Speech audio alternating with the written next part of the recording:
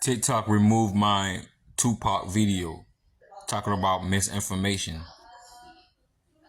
How is it misinformation when it's information that anybody can access online? The videos I played is videos, from the media. I'm just simply questioning the narrative. That's it. But yet they took my video down. What kind of ish that is, dog? But yet this half naked women twerking on this app, showing their bodies, ain't nothing ever happened to them. How come when I post these type of stuff, my phone freezes and shit like that? I'm not saying I'm speaking nothing that nobody heard of, but damn, bro, it always happen like that. But we ain't gonna stop though. What's going on, folks? Hope you're feeling good. Hope you're feeling great. Let's get it in. I keep telling y'all, Tupac death was scripted. It was a scripted event. It was a stage event. Stage Hollywood event. His whole career was scripted. Tupac wasn't planned. I keep trying to tell y'all that. But let's get it in though. I'm about to play a couple of videos, right? I'm about to play a couple of videos, and I have a question for y'all. Who's lying and who's right? Who's lying and who's right? Let's get it in. Pretty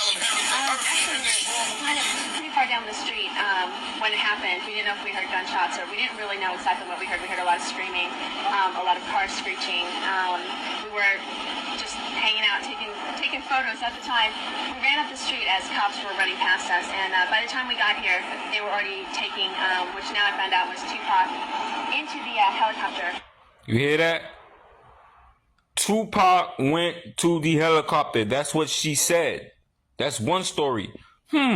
I wonder what Suge Knight got to say. Let's see what Suge Knight got to say. Suspects are motive in the murder of rapper and actor Tupac Shakur, who died last Friday the 13th after being gunned down in a drive-by following the Mike Tyson-Bruce Seldon boxing match September 7th. Meanwhile, on Thursday night in Los Angeles, we spoke with Marion Suge Knight, head of Tupac's label, Death Row Records, and the man who was driving the car sitting right next to Tupac when he was shot. Knight, who himself was grazed in the head by a bullet, was prevented by his lawyers from addressing the shooting itself, but here, for the first time on television, he speaks publicly about its aftermath. How are you feeling, and how are you doing physically? I feel like this. I feel that the last word is always God. But Pac saved my life. The reason why I say Pac saved my life, I got shot in the head, got grazed some other places, but I still got the bullet in my head. It's still there. But for is trying to get him to the hospital didn't make me realize that I was shot. Because usually when you get shot in the head, the first thing the person do is panic. Bam, I'm shot in the head, I'm about to die. And once you do that, you can't drive nowhere. My whole thing was, when Pac said he was shot, I'm like, you shot? I'm finna get you to the hospital. I'm driving, telling him I'm finna get to the hospital, get back. Pac looked at me and said, you know what? You need the doctor going to me. You the one shot in your head. And we laughed. You see? Suge Knight said he drove Tupac to the hospital. The reporter, the white lady reporter said she saw Tupac went into the helicopter. Who is lying and who is right? Oh, there's more. Here's what the cops have to say. Now he's looking at me, so we're looking at each other in the eyes, and this is kind of the first time he's even acknowledging my presence. And he looked at me, and I could tell he was getting the breath together to tell me, and he looked me right in the eyes, and we looked at each other, and he said, fuck you. And he said it just like that, with an emphasis on that F. He looked at me, and I could... So far, we got 3 different stories. One story, Tupac went into the helicopter. Another story, Suge Knight drove Tupac to the hospital. Third story, we got a cop that's saying on the scene that Tupac's last word was F the police. Again, which story is the correct story, y'all? Which one is the correct story?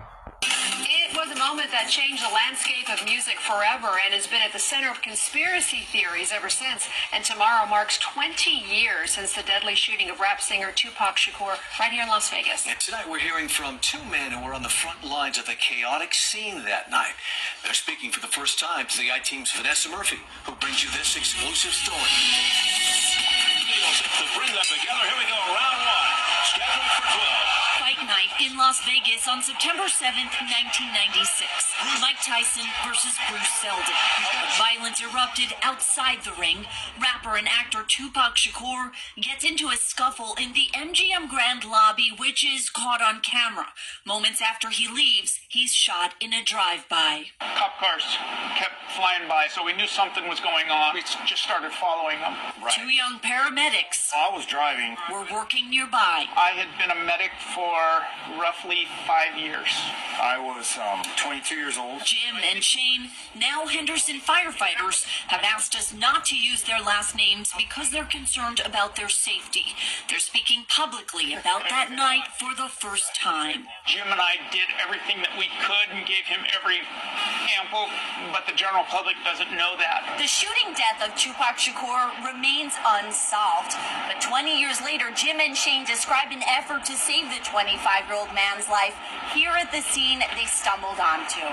The chaos, there was a lot of chaos, a lot of cop cars. Just as we started looking at each other to decide what we were doing, Metro told us to come in. They were waving us to come in. And then exiting their ambulance. Somebody met me at the back and said, "Go help my buddy."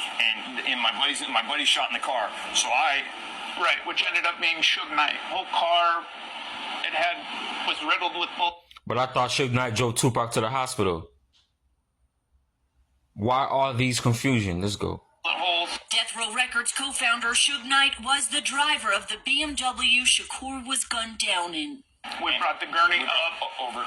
Look, they're trying to get this story straight, stuttering. And that's when Look. You know, that's when everybody was yelling Tupac, and I leaned over to the cop, and this guy has the same nickname as that rapper.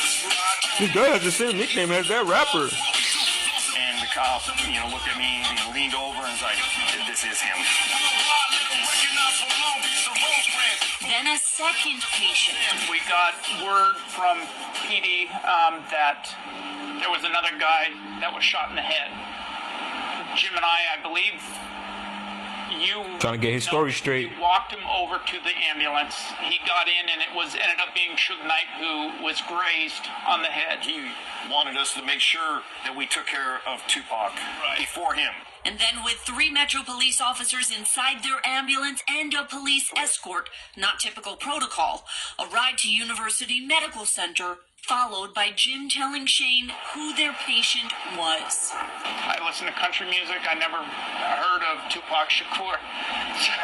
So it didn't register to me. Soon after, Flashing police lights quickly replaced the bright lights at the Las Vegas Strip. news reports, vigils, and more help put it all in. So you got like 5 different stories. The one reported lady said she seen Tupac, got in a helicopter.